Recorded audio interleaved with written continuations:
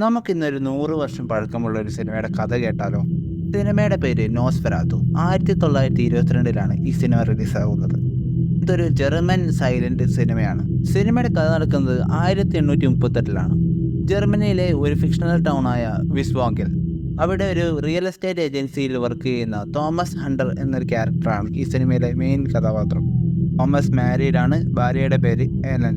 ഒരു ദിവസം അയാളുടെ ബോസ് ട്രാൻസ്ൽവേനിയയിലുള്ള ഓർലോക്ക് എന്നൊരു വ്യക്തിക്ക് ഇവിടെ ഒരു സ്ഥലവും ഒരു വീടും വാങ്ങാൻ ആഗ്രഹമുണ്ടെന്നും നീ അവിടെ പോയിട്ട് അയാൾക്ക് വേണ്ട എല്ലാ കാര്യങ്ങളും ചെയ്തു കൊടുക്കണമെന്നും പറയുന്നു. അങ്ങനെ തോമസിന് കുറച്ചുകൂടി കാശ് കൂടുതൽ ഓഫർ ചെയ്യുന്നുണ്ട് ബോസ്. അങ്ങനെ തോമസ് ഈ കാര്യം ചെയ്യാൻ നിൽക്കുന്നു. ട്രാൻസ്ൽവേനിയയിലേക്ക് പോകുന്നു. തോമസിൻ്റെ വീടിൻ്റെ അടുത്ത് തന്നെ ഒരു പൂട്ടിക്കിടക്കുന്ന ഒരു പുരാതനമായ വീടുണ്ടായിരുന്നു. ആ വീട് ഓർലോക്കിനെ കാണിച്ചു കൊടുക്കാനായിരുന്നു തോമസിൻ്റെ പ്ലാൻ. ഒരു നീണ്ട യാത്രയ്ക്ക് ശേഷം അയാൾ ഓർലോക്കിൻ്റെ കൊട്ടാരത്തിലേക്ക് എത്തുന്നു. ഈ ഓർലോക്ക് ആണെങ്കിൽ മനുഷ്യനാണെന്ന് പറയാൻ പറ്റാത്ത ഒരു ഭീകരമായ ഒരു രൂപം. കാരണം ആ ക്യാരക്ടർ വാമ്പയറാണ്. ജർമ്മനിൽ നോസ്ഫെറാതു എന്ന് പറഞ്ഞു കഴിഞ്ഞാൽ വാമ്പയർ എന്നാണ് അർത്ഥം. അവിടെ എത്തിയ തോമസ് വീടിൻ്റെ ഫോട്ടോ മറ്റു ഡോക്യുമെൻ്റൊക്കെ ഓർലോക്കിനെ കാണിക്കുന്നു. ഓർലോക്കിന് പ്രോപ്പർട്ടി ഇഷ്ടപ്പെടുന്നു. ഈ പ്രോപ്പർട്ടി വാങ്ങാമെന്ന് സമ്മതിക്കുകയും ചെയ്യുന്നു. ഒരുപാട് നേരം വൈകിയതുകൊണ്ട് തന്നെ ഇന്നൊരു ദിവസം കൊട്ടാരത്തിൽ താമസിക്കാൻ തോമസ് തീരുമാനിക്കുന്നു. അത് ശരിക്കും പറഞ്ഞാൽ ഒരു പൊട്ടതരമായിപ്പോയി. കാരണം റിയൽ ലൈഫിൽ അങ്ങനെ ഒരാളെ കണ്ടു കഴിഞ്ഞാൽ ആ സ്പോട്ടിൽ തന്നെ ആൾക്കാർ കണ്ട വഴി ഓടും. അയാൾ കിടന്നുറങ്ങുന്ന റൂമിൻ്റെ വാതിൽ താനെ തുറക്കുന്നു. ഓർലോക്ക് തോമസ് കിടന്നിരുന്ന ആ റൂമിലേക്ക് വരുന്നു. ഈ സമയത്ത് എലൻ ഒരു ദുസ്വപ്നം കണ്ട് ഞെട്ടി ഉണരുന്നു. തൻ്റെ ഭർത്താവിന് എന്തോ ഒരു അപകടം പറ്റിയെന്ന് അവൾക്ക് മനസ്സിലായി കഴിഞ്ഞിരുന്നു. പിറ്റേ ദിവസം ഉറക്കമുണരുന്ന തോമസിൻ്റെ കഴുത്തിൽ എന്തോ കടിച്ചതുപോലെ 2 പാടുകൾ കാണാമായിരുന്നു. ഉറക്കം ഉണർന്നതിന് ശേഷം ആ പകൽ വെളിച്ചത്തിൽ ആ ഒരു കൊട്ടാരം മുഴുവനായി എക്സ്പ്ലോർ ചെയ്യാൻ തോമസ് തുടങ്ങുന്നു. അതിനിടയിൽ ബേസ്മെൻറ്റിൽ അയാൾ ഒരു കോഫിൻ കാണുന്നു. തോമസ് വളരെ പതുക്കെ ആ ഒരു കോഫിൻ തുറന്നു നോക്കുന്നു. ആ കോഫിനകത്ത് ഓർലോക്ക് കിടക്കുന്നുണ്ടായിരുന്നു. പിന്നീട് കുറച്ച് കഴിഞ്ഞിട്ട് തോമസ് കാണുന്നത് കുറച്ച് ആൾക്കാർ ഈ ഒരു ശവപ്പെട്ടി കപ്പലിലേക്ക് കൊണ്ടുപോകുന്നതാണ്. അതായത് തോമസിൻ്റെ നാട്ടിലേക്ക് ഈ ശവപ്പെട്ടി പാക്ക് ചെയ്ത് അയക്കുന്നതാണ്. ഇത് കാണുന്ന തോമസ് ആസ് യൂഷ്വൽ തിരിച്ച് നാട്ടിലേക്ക് പോയി എല്ലാവരോടും ഈ കാര്യം പറയണമെന്നും നാട്ടുകാരെ രക്ഷിക്കണമെന്നും തീരുമാനിക്കുന്നു. നാട്ടിലെത്തിയ തോമസ് ഈ കാര്യം എല്ലാവരോടും പറഞ്ഞെങ്കിലും ആരും വിശ്വസിക്കുന്നുണ്ടായിരുന്നു.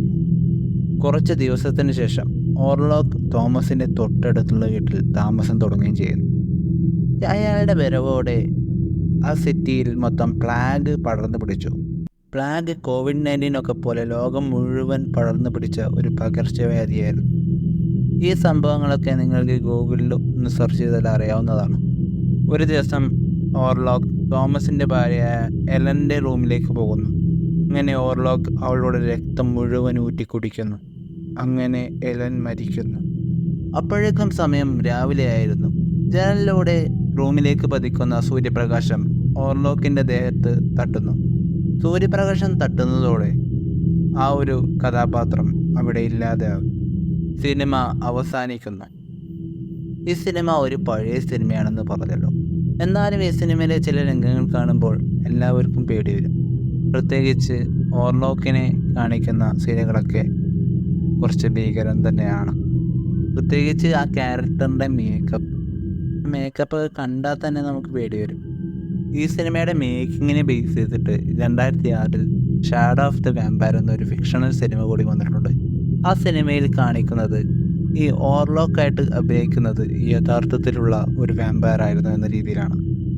അതുപോലെ തന്നെ 1979 ഈ സിനിമയുടെ ഒരു ജർമ്മൻ കളർ റീമേക്ക് ഉണ്ട്. അതുപോലെ 2024 അതായത് ഈ വർഷം ഒരു ഹോളിവുഡ് റീമേക്ക് കൂടി വരുന്നുണ്ട്. പുതിയ സിനിമയുടെ ട്രെയിലർ ഇപ്പോൾ യൂട്യൂബിൽ അവൈലബിൾ ആണ്. ഏറെക്കുറെ ആൾക്കാരൊക്കെ കണ്ടു കാണും. അത് അടിപൊളിയാണ്. കട്ട വെയിറ്റിംഗ് ആണ് അത് കാണാൻ. അതുപോലെ തന്നെ ഡ്രാക്കുള നോവലിൻ്റെ ഒരു കോപ്പിയാണ് ഈ സിനിമ. അതായത് ഒറിജിനൽ റൈറ്റ്സ് വാങ്ങിക്കാതെയാണ് ഈ സിനിമ എടുത്തത്. അതുകൊണ്ട് തന്നെ ഡ്രാക്കുള എഴുതിയ ബ്രാം സ്റ്റോക്കറുടെ ഭാര്യ ഈ സിനിമയ്ക്കെതിരെ കേസ് കൊടുക്കുകയും ആ കേസിൽ അവർ ജയിക്കുകയും ചെയ്തിരുന്നു.